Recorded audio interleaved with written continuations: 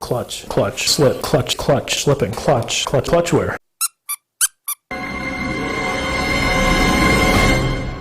And now, the conclusion.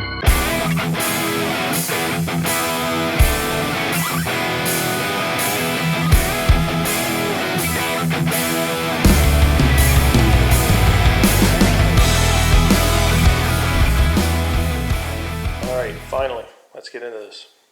Alright, first of all, I want as little oil as possible to leak out of the side cover of this thing while I'm in there working, so it's going to be sitting on the side stand, but I also have it sitting up on this block of wood, just so it'll lean over a little bit further on the side stand. That should keep most of the oil in there. Alright, let's get the fairing off.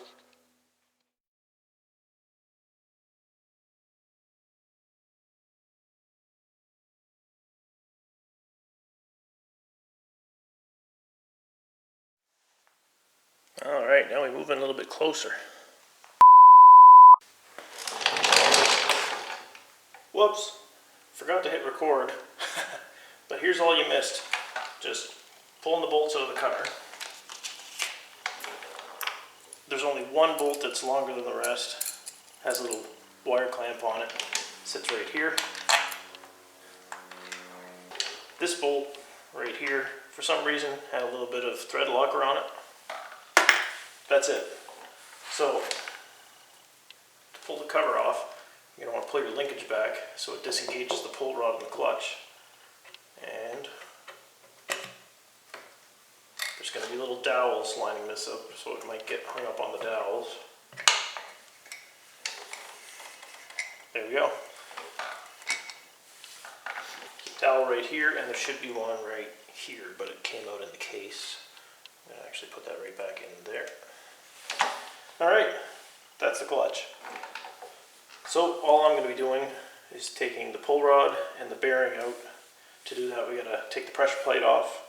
Again, I'm going with the simplest fix here that is going to cover 90% of people. You know, this bike is going to be ridden primarily just as a plain old street bike, mostly by my wife. It's never really going to see any real abuse like it would on a track or anything like that.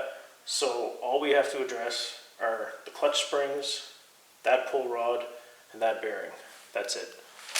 Again, the springs will be these Barnett's, which I showed earlier in the video, and the pull rod and bearing are actual Kawasaki parts from the 2020 model year. Kawasaki realized it was a bit of an issue. This is how they addressed it.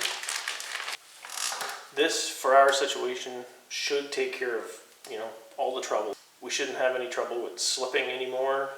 And with that pull rod and that bearing, we should get the full life out of this clutch instead of having it wear halfway out and then not be able to grip anymore, which is kind of ridiculous, really.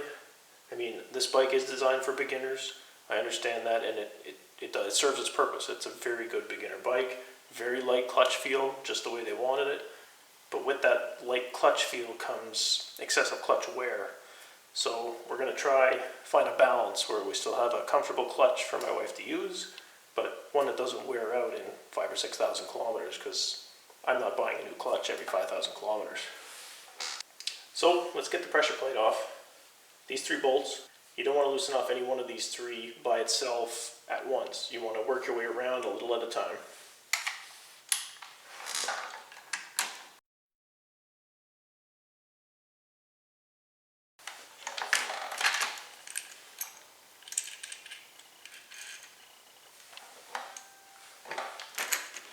That's it. That gives us access to the springs. And I guess if you're just changing springs, pop your springs in and tighten it back down and you're done.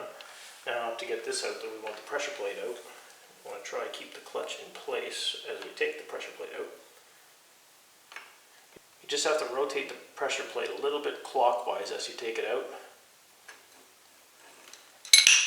Oh, there goes the pull rod. You see these ramps here. That's how the whole slipper assist clutch works. They need to rotate away as they come away from the clutch basket. So yeah, there's the pull rod that fell out. The new pull rod is going to be 1 millimeter shorter from here to here. This is the bearing you're going to be replacing. It doesn't need to be pressed out or anything, so you can just pop it out with your finger. The new bearing is going to be 1 millimeter thinner. Both of these changes are going to allow the clutch to go through its full range of motion and get the full life out of those plates, instead of having half a clutch still left but unable to grip itself. I'd also like to point out one other thing I'm pretty happy with. I didn't spill a drop of oil out of this thing. Before I got ready to work on it, I leaned it way over to the left side and I let it sit there for a minute to help everything kind of drain over that way. And then I just kind of partially picked it back up and put it on the side stand. So I think that kind of helped. Anyway, as you can see, this is really not a difficult job.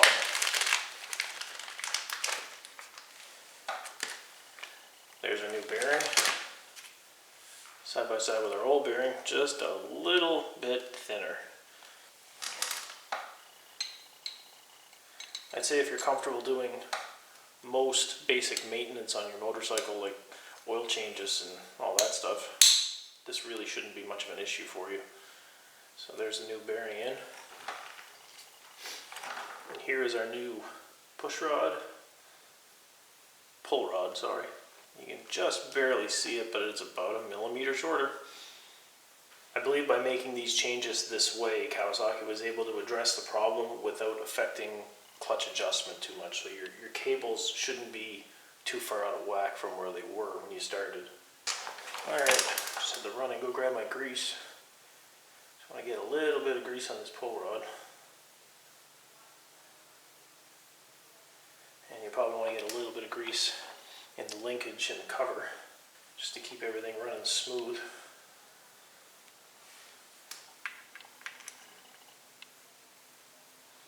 In goes the pull rod.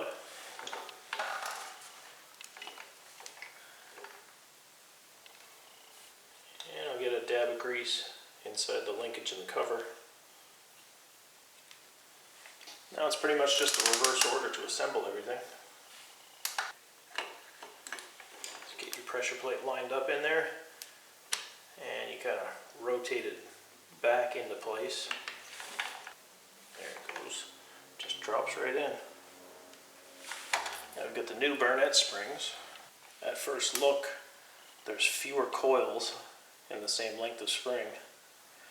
And the spring rate must be pretty darn close, because you can barely notice a difference. I'm sure once they're totally compressed, there's quite a significant difference. So, pop the springs in.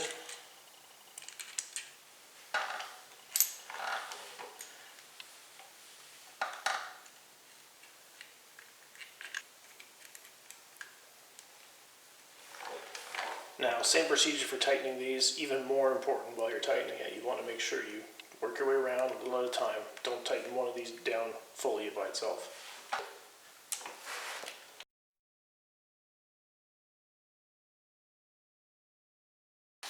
And before I get too close to the bottom, I'm going to stop right now, grab my torque wrench. 89 inch-pounds is what we're looking for.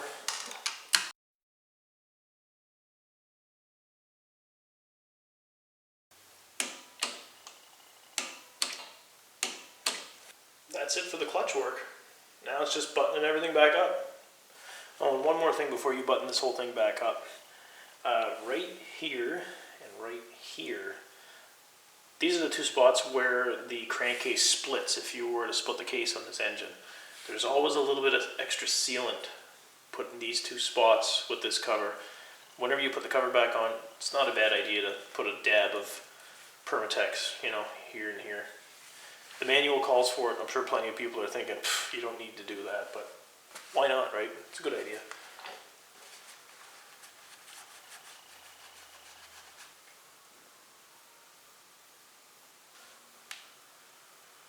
Just a thin little dab of it. I'm not going to get too crazy with it. Besides that, the clutch cover gasket on this one is in perfect shape. If you have a really low mileage bike, which most of these 400s tend to be whenever they're getting clutch problems, the gasket will probably just sit right there on the engine case and be in fine shape, and you can just put it back on. But hey, if you want, you can scrape that off, put a new one also. Saves the chance of an oil leak, right? So, installing the cover. Keep our linkage backed off and open.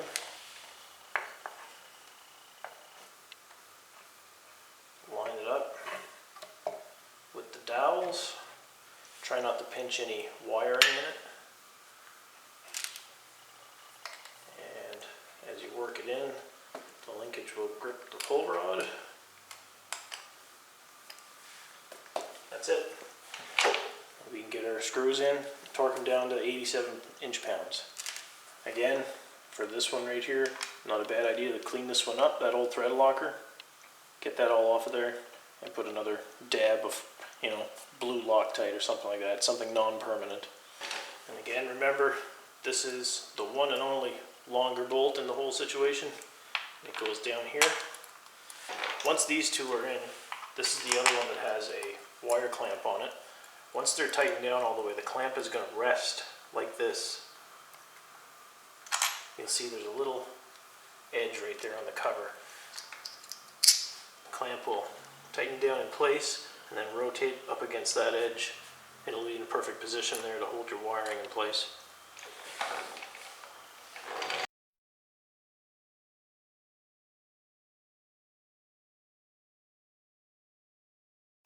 Alright, now 87 inch-pounds, and yes, there is a tightening sequence to these.